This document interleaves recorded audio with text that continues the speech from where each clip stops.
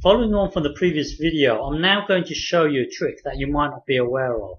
So in the previous video, I asked you to integrate this, and then we got to a stage where u prime equals this, v equals this, and just looking at this bit only, u prime times v,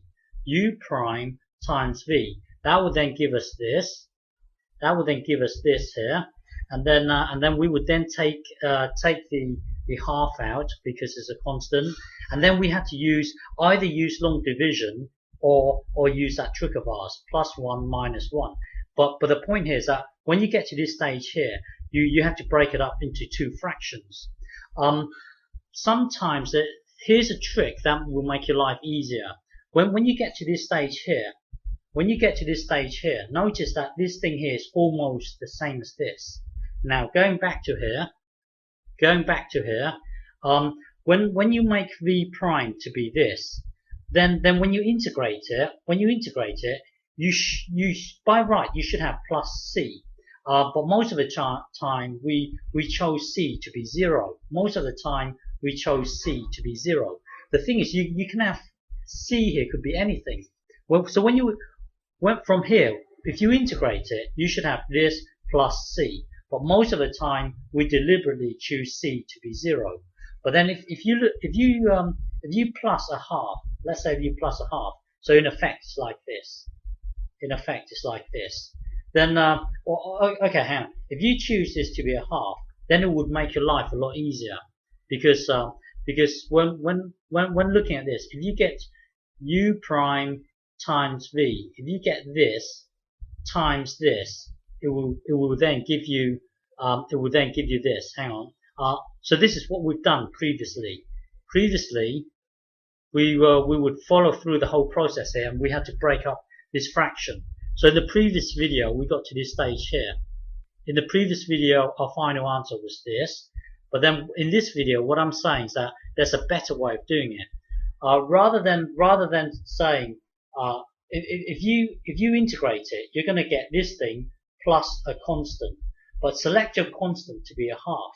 When you do that, when you do that, if you look back to here, it's saying gets u prime times v. It's saying gets this times this. So looking at this here, if you get this times this, it will then give you this thing here. And notice that this thing here is a lot easier to integrate. So hang on. So let's start again here. Let's start again by that. So normally, if we make v prime to be this, if you integrate it, it will give you plus a constant. Most of the time we select the constant to be 0, but you do have the right to plus 7 if you want to. But let's deliberately choose a half. So now blindly follow this instruction here. You see, sometimes if you cleverly select a constant here, it will make your life easier if you select the correct constant. Well, hang on, plus a half. So now let's just follow this instruction here. It's saying get u times v. It's saying get u times v. So that will then give you this. That will then give you this here. And then now it's saying the minus, and then it's saying u prime times v.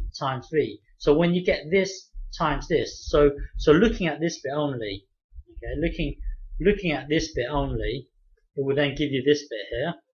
It will then give you this. Notice that this thing here is the number 1, so it's a lot easier. So it boils down to this. And now it's just you integrating a half. So integrating a half, it will then give you this. And this, by the way, is the same as our previous video. In the previous video we got this. So those two are the same. But if you add a half, then it saves you having to break this up, or it saves you time having to break up this fraction. So if you're clever enough to select the right constant, then it will make your life a lot easier. Okay.